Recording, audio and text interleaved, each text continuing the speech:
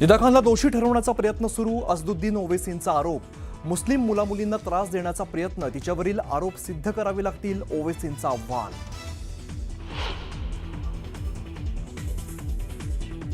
निदा खान प्रकरणात एमआयएम खोटं बोलतंय. संबंधित प्रकरणी एमआयएम पूर्णपणे अडकली आहे, तर काश्मीर फाईल सारखा प्रकार महाराष्ट्रात, संजय शिरसाट यांचा गंभीर आरोप.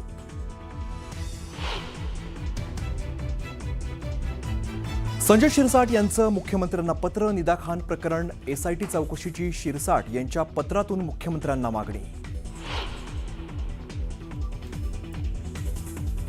राज्यात पॉश कायद्याची प्रभावी अंमलबजावणी करा. कामाच्या ठिकाणी महिलांवरती होणारे अत्याचार आणि लैंगिक छळास आळा घाला. महिला आणि बालविकास विभागाचे आदेश. नाशिक घटनेनंतर सरकारचा महत्त्वपूर्ण निर्णय.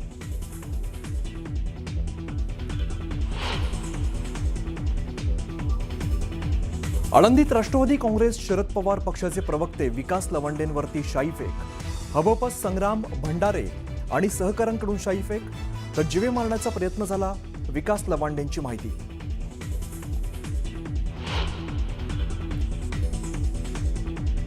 शाईफेकीच्या घटनेनंतर विकास लवांडेंवरती दुग्धाभिषेक.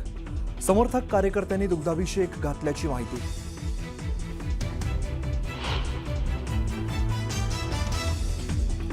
पायधुनीतील डोकाडिया मृत्यू प्रकरणात नवा ट्विस्ट. इंजेक्शनमधून झिंक फॉक्साईड थेअरीही पोलिसांनी नाकारली.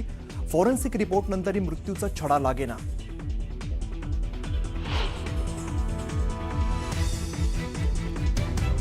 अशोक खरातला 14 दिवसांची न्यायालयीन कोठडी. शिर्डीतील जमीन गैरव्यवहार प्रकरणी न्यायालयीन कोठडीत मुक्काम.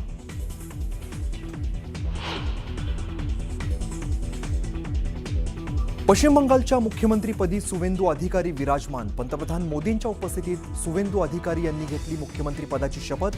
पश्चिम बंगालमध्ये आजपासून अधिकारी राज.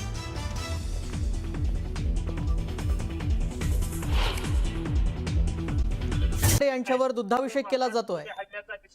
त्यांच्यावर शाईफेक करण्यात आलेली होती. त्यानंतर ते पोलीस ठाण्याच्या बाहेर त्यांनी आंदोलन सुरू केलेलं होतं. आता इथे विकास लवांडे यांच्यावर दुग्धाभिषेक केला जातोय.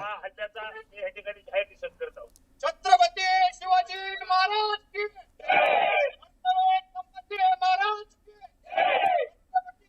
विकास लवांडे यांच्यावर शाईफेक करण्यात आलेली होती. त्याचा निषेध केला जातोय. निषेध म्हणून त्यांचा दुग्धाभिषेक करण्यात आलेला आहे. दोन दृश्य आपण पाहतोय. संग्राम भंडारे यांनी त्यांच्यावर शाईफेक केलेली होती. चक्क शाहीच्या बाटल्या त्यांच्यावर ओतल्या होत्या आणि त्यानंतर ते पोलीस स्टेशनमध्ये पोहोचले. लोणी काळभोर इथे पोलीस स्टेशनमध्ये त्यांनी तक्रार दाखल केली आणि त्यानंतर अटक करावी अशी मागणी केलेली होती. आता दुग्धाभिषेक केला जातो. या संदर्भात अधिक अपडेट जाणून घेऊयात. आमचे प्रतिनिधी सुमित याबाबत अधिक अपडेट देतील. सुमित, आता दुग्धाभिषेक केला जातोय. आजची दोन दृश्य ही फार महत्त्वाची आहे. काय सध्याची तिथली परिस्थिती आहे? सकाळी संग्राम भंडारे आणि त्यांच्या कार्यकर्त्यांनी तिथल्या विकास लवंडे यांच्यावर शाईफेक करण्यात आली होती. शाईच्या पाटल्या ओतल्या होत्या आणि संपूर्ण शाई त्यांच्या शरीरावर होती. त्यानंतर ते लोणी काळभोर पोलीस स्टेशनमध्ये आले आणि त्या ठिकाणी राष्ट्रवादी काँग्रेस शरद पवार गटाचे कार्यकर्ते जमले आणि त्यांनी तक्रार दिली आणि त्यानंतर जे विकास लवांडे यांच्यावर आता दुग्धाभिषेक करण्यात आलेला आहे कार्यकर्त्यांकडून. ज्या पद्धतीने सकाळी शाईफेक करण्यात आली आणि त्यालाच विरोध म्हणून या सगळ्यामध्ये आता विकास लवांडे यांचे जे काही दुग्धाभिषेक करण्यात आलेला आहे आणि या ठिकाणी संत ज्ञानेश्वर महाराजांचा नामघोष देखील करण्यात आलेला आहे. आपण जर बघितलं तर हे सगळं वातावरण वारकरी संप्रदायांना घुसखोर म्हणल्यानंतर हे सगळं वातावरण चिघळलं होतं.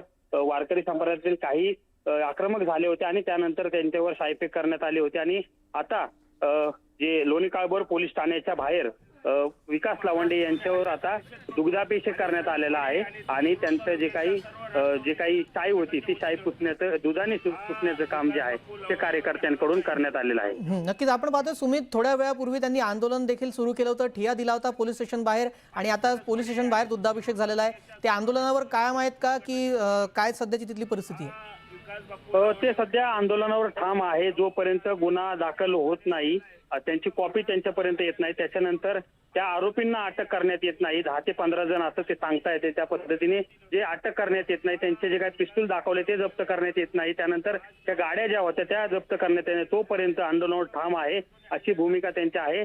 आणि तत्पूर्वी या सगळ्यामध्ये आता त्यांनी लोणी काळभोर पोलीस स्टेशनच्या बाहेर जे आहे ते दुधाने अभिषेक करण्यात आलेला आहे. जोपर्यंत गुन्हा दाखल होत नाहीये, जोपर्यंत त्यांच्या हातात ती कॉपी आणि त्या आरोपींना अटक करण्यात येत नाहीये, संग्राम भंडारे आणि त्यांच्यासोबत जे काही कार्यकर्ते होते त्यांना जोपर्यंत अटक करण्यात येत नाही तोपर्यंत असं ठाम आहे त्या आंदोलनावर, असं देखील त्यांच्याकडून सांगण्यात येते. त्यामुळे नेमका हा या सगळ्यामध्ये आता काळ किती जाणार आहे, पोलीस की कशा पद्धतीने गुन्हा दाखल करणार, त्यानंतर तपास कशा पद्धतीने करणार आणि आरोपींना कधी अटक करणार, यावर या आंदोलनाचं सगळा भर असणार आहे. आता गेल्या काही वेळापासून तिथे आंदोलन सुरू करण्यात आलेलं आहे. पोलिसांनी काही हालचाली सुरू केलेल्या आहेत का, जी मागणी आहे विकास लवांडे यांची त्याबाबत?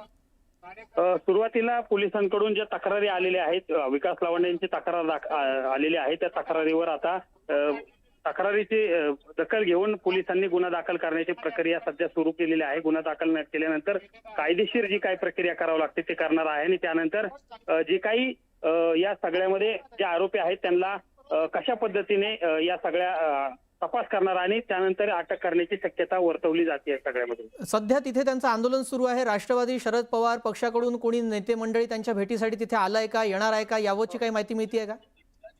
3:30 वाजता खुद्द रोहित पवार जे आहेत ते या ठिकाणी येणार आहेत आणि ते त्यांची भेट घेणार आहे विकास लवांडे यांची आणि त्यानंतर गुन्ह्याचं नेमकं काय होणार आहे पुढे, त्यानंतर आरोपींना कधी अटक करणार, अशा प्रकारची ते काही मागण्या आहेत त्या ठिकाणी सांगणार आहेत आणि लवकरात लवकर आरोपींना अटक करण्यात यासाठी रोहित पवार जे आहेत ते या ठिकाणी आंदोलनाच्या या ठिकाणी येणार आहेत. पोलिसांना ते सगळ्याचा जाब विचारणार आहेत. या कधीपर्यंत गुन्हा दाखल होणार आहे या सगळ्याची माहिती जी आहे ते रोहित पवार या ठिकाणी येऊन घेणार आहेत. जी नक्कीच, धन्यवाद सुमित आपण दिलेल्या सविस्तर माहितीसाठी. सध्या आपण पाहतोय हे दोन दृश्य आपल्या स्क्रीनवर आहेत. विकास लवांडे यांच्यावर शाही फेक करण्यात आली, त्यानंतर त्यांनी तक्रार दाखल केली आणि पोलीस स्टेशन बाहेर आंदोलन सुरू केलं. मात्र आता याच पोलीस स्टेशन बाहेर शाही फेकीनंतर लवांडेंवर दुग्धाभिषेक करण्यात आला. नाशिकच्या TCS कंपनीतील धर्मांतर प्रकरणातील आरोपी निदा खानला अटक करण्यात आली असून तिला 11 मे पर्यंत पोलीस कोठडी सुनावण्यात आली आहे. याच मुद्द्यावरून संजय शिरसाट यांनी आज पुन्हा इम्तियाज जलील आणि MIM यांच्यावर आरोप केले. MIM नगरसेवकांच्या घरामध्ये निदा खान राहत होती. त्या नगरसेवकाला इम्तियाज जलील यांनीच तिला तिथे ठेवायला सांगितलं होतं असा आरोप शिरसाट यांनी केला. तसेच या संपूर्ण प्रकरणाची SIT चौकशी करण्याची मागणी देखील शिरसाट यांनी केली आहे. तसेच TCS प्रकरण फक्त निदा खान पुरतं मर्यादित नाहीये असंही ते म्हणाले. निदा खान ही MIM पक्षाच्या संपर्कात होती, मात्र MIM या प्रकरणामध्ये खोटं का बोलत आहे असा थेट सवाल शिरसाट यांनी विचारला. तसेच काश्मीर फाईल्स सारखा प्रकार महाराष्ट्रात घडतोय असं मोठं विधान शिरसाट यांनी केलंय.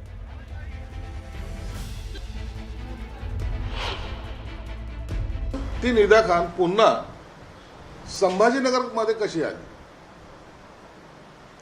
जिचा संभाजीनगरशी काही संबंध नाही, त्या ठिकाणी ती येते. तिथं वास्तवाला जवळपास महिना दीड सव्वा महिना तिथे राहते. आपल्या चॅनलच्या माध्यमातून तुम्ही जे दाखवलं आहे की एक म्हातारा बाहेर यायचा, दुधाची थैली घ्यायचा, आतमध्ये जायचा, कोणीही त्या घराच्या बाहेर सुद्धा पडत नव्हतं. आणि ज्या नगरसेवकाचं ते घर आहे तो MIMचा आहे. आता ही माहिती जर ते MIMच्या नगरसेवकाला नाही असं म्हणता येईल का? मग ते MIMच्या नगरसेवकाला घर देण्यासाठी कोणी मजबूर केलं होतं? तर त्या इम्तियाज जलीलने केलं. आपल्याला हिला वाचवायचंच आहे. हे प्रकरण हे फक्त निदा खान पुरतं मर्यादित नाहीत. ही साखळी पूर्ण महाराष्ट्रात फिरलेली आहे. अनेक ठिकाणी अशा निदा खान तयार झालेल्या आहेत.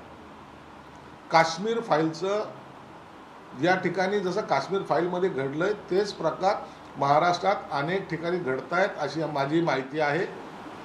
म्हणून या प्रकरणाला अत्यंत गांभीर्यानं घ्या. MIMच्या नगरसेवकाला अटक केल्याबरोबर पोलीस जेव्हा इम्तियाजकडे चौकशीला गेले असं कळतंय तरी त्याची मस्ती ही कमी होत नाही. याला मी राजकारणाशी जोडत नाही, परंतु आज त्याला वाचवण्यासाठी तो असरुद्दीन ओवैसी तो आज संभाजीनगरमध्ये आला. 2 वाजता तो प्रेस घेऊन बोलणार. म्हणजे एकाला वाचवण्यासाठी दुसरा कसा धडपड करतोय हे तुम्हाला पाहायला मिळतंय. MIM ही भाजपची बी टीम नाहीये. त्या प्रकारचा ते आभास निर्माण करतात आणि असं दाखवतात की आम्ही काही जरी केलं तर भाजपवाले आम्हाला वाचवतील, हे त्यांनी डोक्यातून काढून टाका. पश्चिम बंगालमध्ये यांच्याच विरोधामध्ये लढून हिंदुत्वासाठी नारा देऊन भाजप आज पश्चिम बंगालमध्ये सत्तेवर आलेली आहे. दरम्यान नाशिकमधील घटनेनंतर राज्य सरकारनं पॉश कायद्याची राज्यभर प्रभावी अंमलबजावणी करण्याचे आदेश दिले आहेत. कामाच्या ठिकाणी महिलांवरील अत्याचार आणि लैंगिक छळ हे रोखण्यासाठी महिला आणि बाल विकास विभागाचे आयुक्त जगदीश मिलियार यांनी संबंधित विभागांना निर्देश जारी केले. 10 किंवा त्यापेक्षा अधिक कर्मचारी असलेल्या शासकीय आणि खासगी आस्थापनांमध्ये अंतर्गत तक्रार समिती स्थापन करणे तसेच केंद्र शासनाच्या शी बॉक्स पोर्टलवर नोंद करणे बंधनकारक करण्यात आले. नियमांचं पालन न केल्यास 50,000 रुपयांपर्यंत दंडाचीही तरतूद यात करण्यात आली आहे. प्रत्येक समितीत वरिष्ठ महिला अध्यक्ष, किमान 2 कर्मचारी सदस्य आणि एका NGO सदस्याचा समावेश आवश्यक असणार आहे. समितीतील किमान 50% सदस्य महिला असणंही बंधनकारक करण्यात आलं आहे.